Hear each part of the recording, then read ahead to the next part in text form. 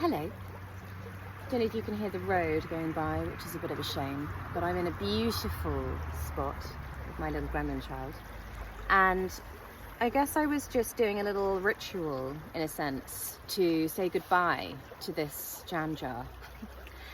Because I carried this jam jar around for 3 years, water tapering, a drug that pretty much blew my nervous system to shreds and almost killed me. And it's really a miracle that I'm still here. And I really wanted to acknowledge the fact that I have now come off it.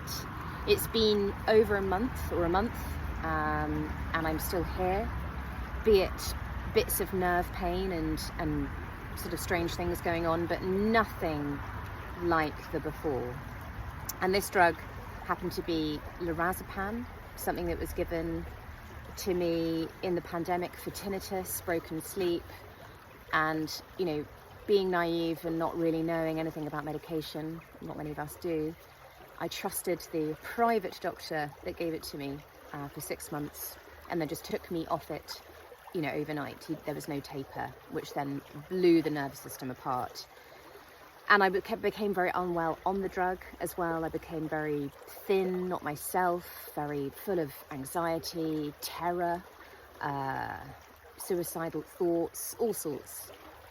And people who already follow this page will know this story already, but I felt like it was really worth an acknowledgement that I am not on this drug anymore. I've started a page called the Psych Med Sanctuary for those who are harmed by psychiatric medications, because through my journey I was shown a huge corner of the world where this happens to many, many, many people. And I'm not saying, I know that there are people that take an antidepressant or even lorazepam and maybe they're not affected by it, or maybe they're not affected by it initially. Maybe it happens later on in life. For me, it was pretty instant. Some people get affected by these drugs instantly, adverse reaction as soon as they take it. And I liken it to COVID, how some of us were affected by COVID and some of us weren't. Because we're all different. We all have different nervous systems, different makeup, which makes total sense. I mean, it's kind of a no-brainer. So to give something like an antidepressant, antipsychotic, a benzodiazepine, any sort of psychiatric medication to somebody and which affects your brain, I mean, why is it so wild to think that some people are not going to take to that and some people are? And the reason why I'm so passionate about talking about this is because the people who don't take to this medication and do have a reaction, the suffering is just so extreme. And what makes it so horrific is that you're not believed at any step of the way. You are labelled with all sorts of mental health diagnoses, and many people end up polydrugged like me, which means that you're given more medication to treat your so-called mental health issue, which for someone like me was actually, the issue was the medication. I'm pivoting here because I'm in my favourite spot. Some people cannot take this medication, and like me will have to taper off it over years of their lives through some terrifying, debilitating side effects. Because really it's neurological, it's brain damage. For me, this was a brain damage. Removing a benzodiazepine overnight after taking it long term, it was a damage to the brain and the nervous system. It was so severe, the damage, and I'm still feeling it now. But obviously I'm functional, which thank God. And that damage was not recognised for, I go to most doctors and they say, oh, that's not possible. Benzo withdrawal lasts 2 weeks, or, it's not a thing. And that's what's so shocking about this, is that people can go through this, the worst suffering, I think. I don't know any other suffering like this, and not be believed and be left and deserted. And I experienced this by my family, my friends, well, not everyone, and really I wouldn't be here if it wasn't for the people that stood by me. I really wouldn't.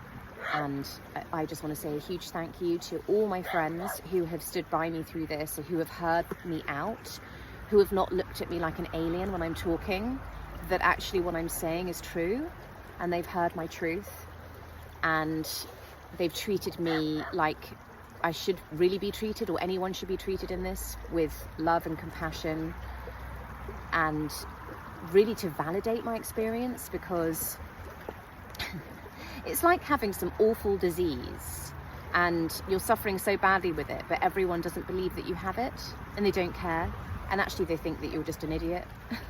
You know, they think there's something really wrong with you and you've made it all up, and it's really like that. And I mean, wow, what a place to be.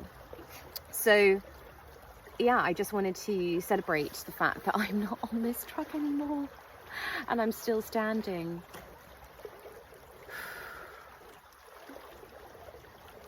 The suffering.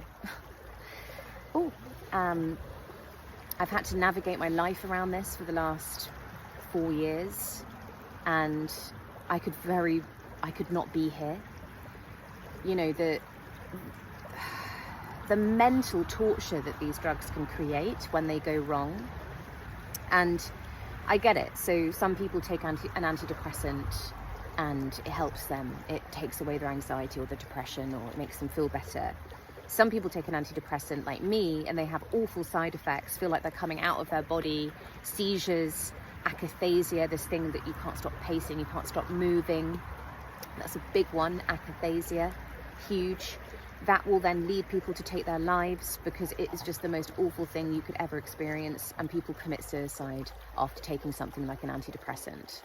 So there's like people who take it and they get helped, and there's people who take it and actually it's the drug that causes them the suffering and leads to death. So, and that could have been me. I mean, I tried to end my life many times in the period when I was in the peak of the withdrawal, and then left completely harmed on 3 medications because they thought that I had all these things, which I didn't have. It was just the symptoms of the medication, the akathisia, which makes you pace, it makes you look completely insane, and it is actually a symptom of the harm of pharmaceutical medication. It is not a mental health issue. And yeah, people will then get, you know, like me, medicated again. I am now off, obviously, this one, and I'm off withdrawal, which was given to me as a huge dose. I can't believe my brain is still intact after that. You know, I lost my sight. I thought my heart was going to stop. Just the squirming. I mean, I do liken it to like a rat being given poison, and what happens to the rat. You know, it's like this, and it's honestly what I went through for a good year. I just wanted to recap on that, and I wanted to say that I don't have shame in taking medication. You know, you've got to do what you've got to do. If it works for you, then. But I think there really is there is a very dark shadow to medication. There's a shadow behind everything. You can't expect to take something and all your problems go away. There is something behind that. Some people swear by their medication and say that it saved their life.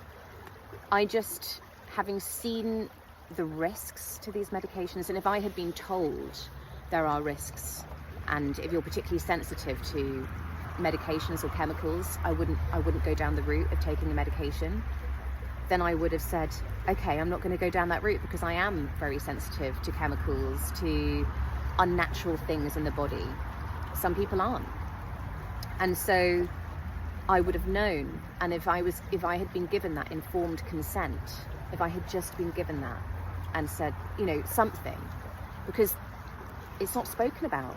The risk of taking an antidepressant is not spoken about. It is given to you like this casual thing that's going to solve all your problems, and actually that's the only thing that's going to help you. Whereas actually there are so many other things, so many alternative therapies. And I went in for tinnitus. I had fear around my tinnitus. Ironically, the pain and destruction and the trauma that I went through due from the medication and the withdrawal that I was then in, and the harm that was then caused by the medication given for tinnitus, it was so bad that when I came back from it, by pure miracle of reinstatement of the initial drug, which sometimes didn't work prior on. I tried taking it again to try and stop the withdrawal, didn't work, but it worked about 8 months, near to a year out-ish time. It's all a blur, but it worked that very far out from when I stopped taking it. I took it again, this little bit of it, and it stabilized my nervous system back to a functional place, well, semi-functional, and from then on, that's when I tapered for 3 years to get off the medication, water tapering in here with a syringe.